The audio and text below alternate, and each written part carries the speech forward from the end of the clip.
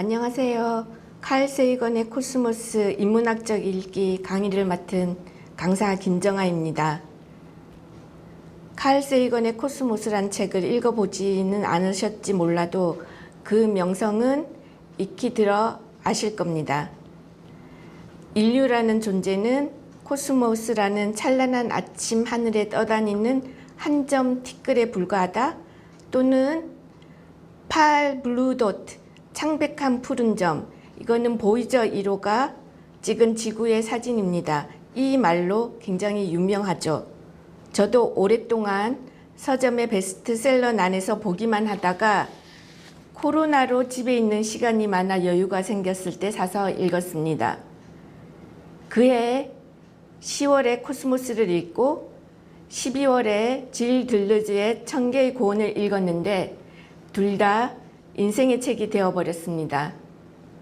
들르즈가 칼 세이건의 코스모스를 읽었는지 또는 영상을 보았는지는 모르겠지만 두 책 사이에 교차점이 있는 것 같습니다. 그리고 그 다음 해에 저의 프랑스 지도 교수님이 추천해 주신 들르즈와의 인터뷰 A to Z를 보았는데 이것도 제 인생의 DVD가 되어버렸습니다.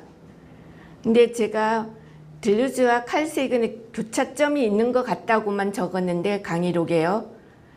갑자기 생각이 났습니다. 교차점이 뭘까요? 칼 세이건은 대중을 위한 자연과학을 한 사람이고 들르즈는 대중을 위한 철학을 한 사람입니다. 들르즈의 인터뷰에서 한 단락을 인용하겠습니다. 철학을 읽기 위해서 철학자가 될 필요는 없습니다. 철학에 대한 비철학적 강의가 꼭 필요하다고 들르즈는 말합니다. 또한 제 아무리 위대한 철학자라고 해도 비철학적으로 읽는 법을 배워야 한다고 합니다. 어떤 측면에서는 이해하는 것이 중요한 것이 아닙니다. 우리는 우리가 잘 모르는 것을 우리가 잘 아는 것에 연관시켜서 이야기하면 됩니다. 중요한 것은 메아리를 만드는 것입니다. 저는 이 말이 참 마음에 와닿았습니다. 메아리를 만드는 것입니다. 무언가 일어나고 있으면 됩니다.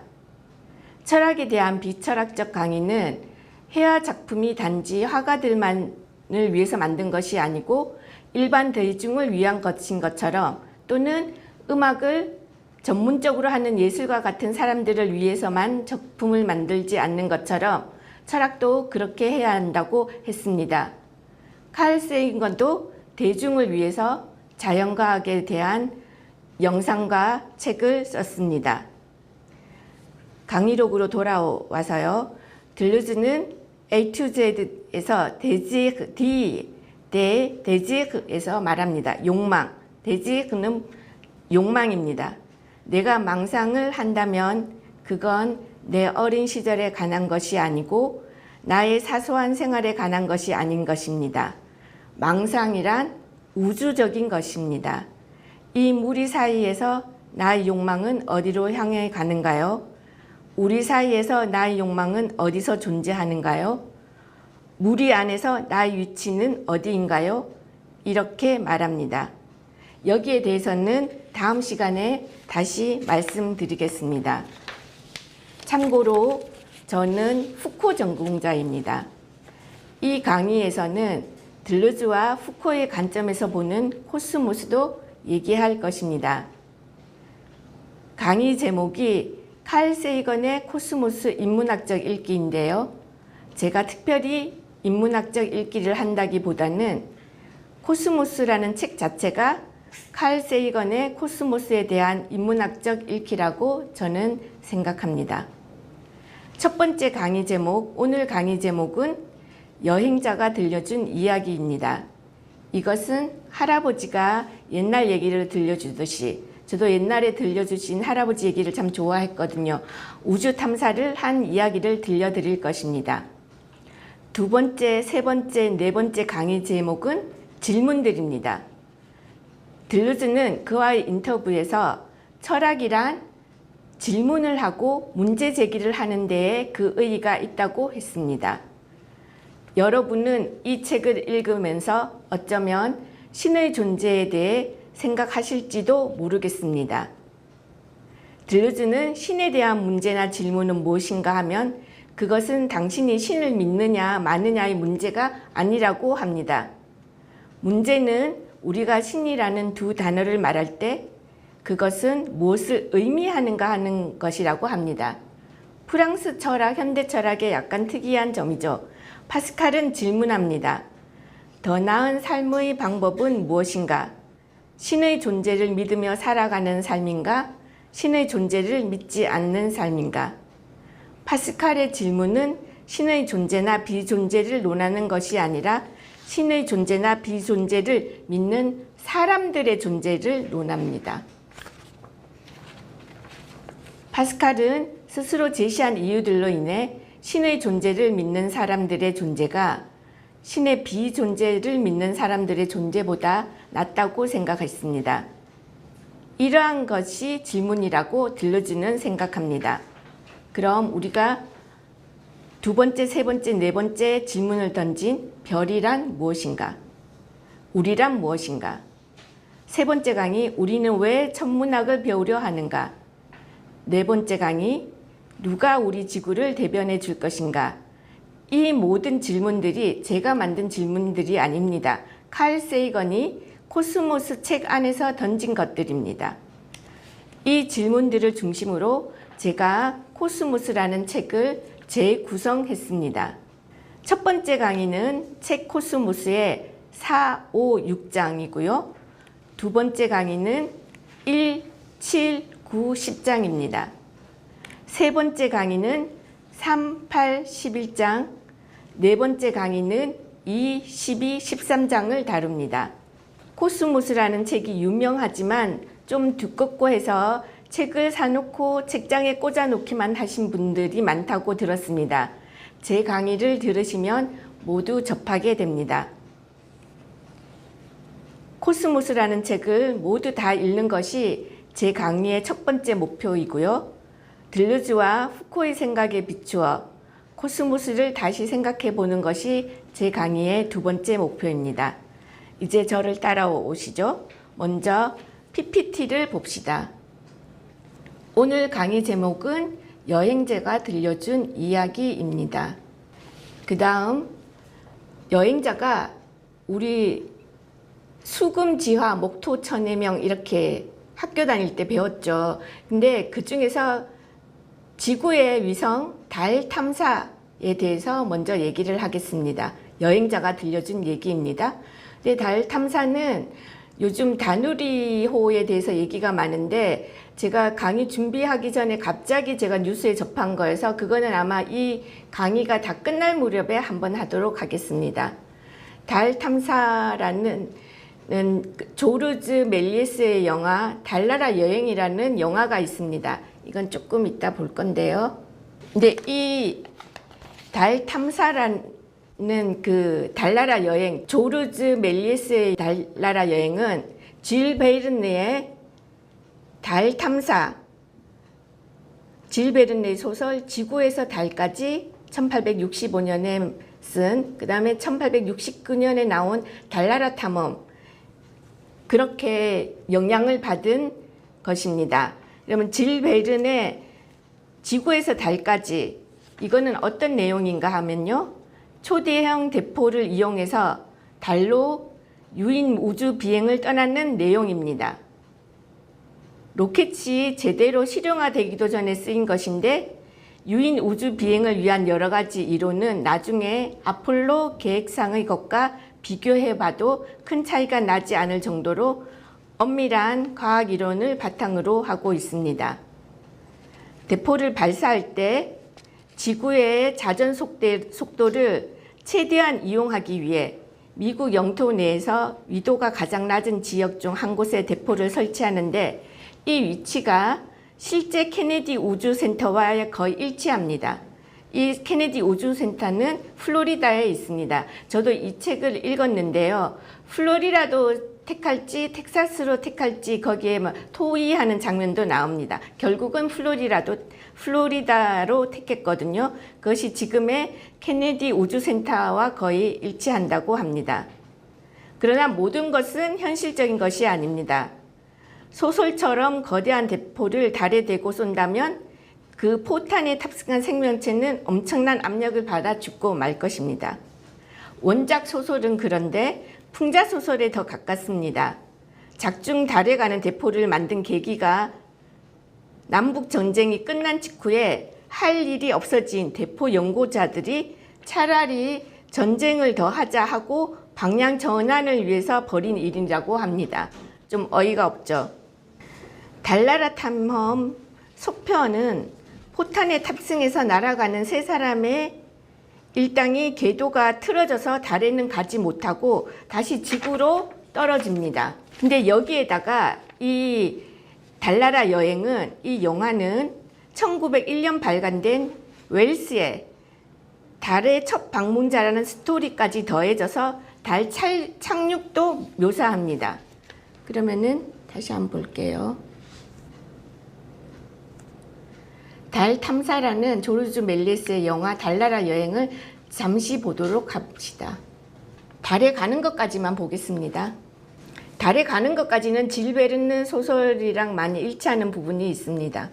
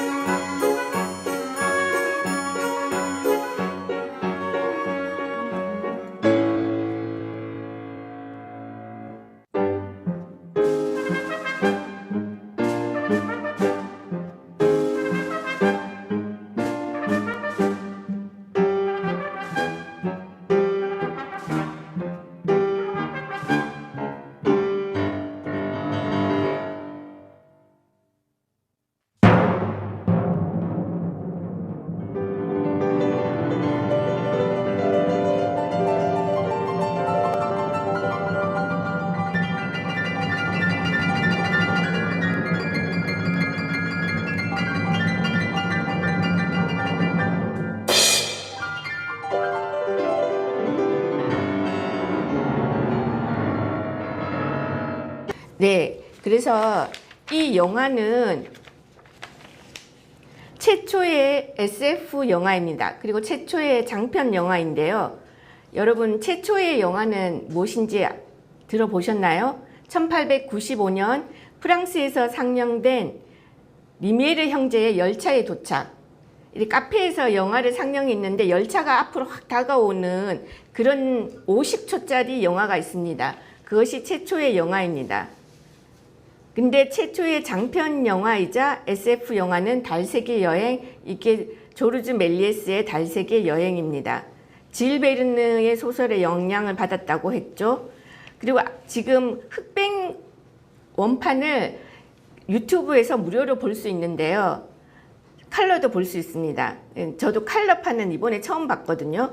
컬러판은 각국으로 이 흑백 원판이 판매되면서 컬러판으로도 만들어졌는데 모두 소실되었다가 기적적으로 살아난 필름이 1993년 스페인에서 발견됐습니다.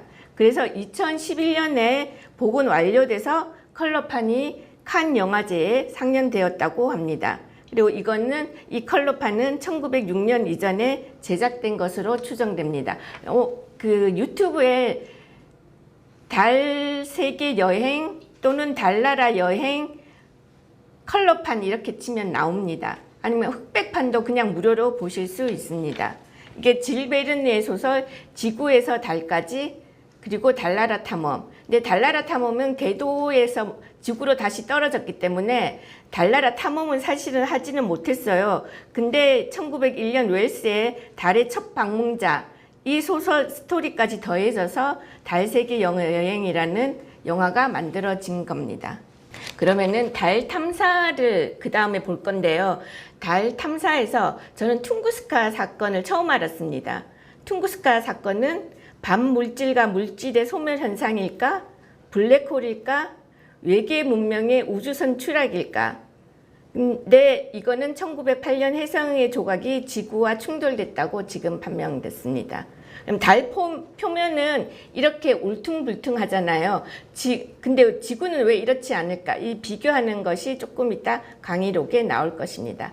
이렇게 달 탐사를 받고요. 그 다음에 화성 탐사가 있습니다. 화성 탐사는 스키아파벨리라고 화성의 까날리를 연구했는데, 까날이라는 건 불어로 운하라는 뜻이고 캐널도 영어로 운하라는 뜻이잖아요. 이 사람이 망원경으로 봤을 때 화성에 운하가 있다고 생각한 거예요.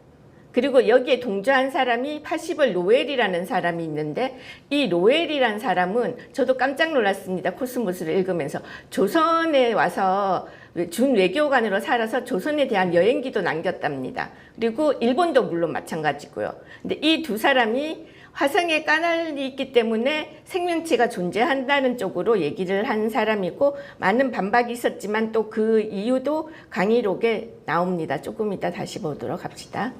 근데 화성 탐사는 처음으로 한 것은 구소련의 우주선 마르스였는데요.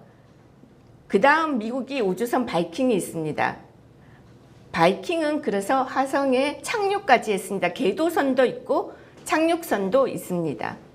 그리고 화성 탐사에 대한 얘기는 참 많이 나옵니다. 생명체가 가장 많이 살 거라고 추측하는 곳이 화성인데요. 영화 마션도 있고 토탈 리콜도 있고 이렇게 화성 탐사에 대한 영화가 많이 있습니다. 화성은 이렇게 생겼습니다. 그 다음 목성이 있습니다. 목성은 탐사선이 보이저 1호, 2호. 근데 성간 탐사선입니다. 이렇게 성간을 돌아다니면서 목성도 보고 토성도 보고 이렇게, 그 다음에 위성들도 보고 하는 성간 탐사선 보이저 2호가 있습니다. 목성은 이렇게 생겼고 태양계에서 가장 큰 행성입니다. 그리고 마지막으로 토성이 있는데요. 토성은 이렇게 고리가 있는 걸로 유명하죠. 큰 고리. 근데 목성이나 뭐 명왕성, 해화성인가 이 행성들도 사실은 고리가 있는데 아주 얇아서 눈에 잘 보이지 않는답니다. 이 토성은 굉장히 두껍고, 볼테르의 소설 미크로메가스에서 제가 우연히 몇 년 전에 읽은 책인데 거기도 토성에 대한 얘기가 나옵니다. 이렇게 이미지로 제가 PPT를 봤습니다. 이제는 강의록으로 돌아오십시오.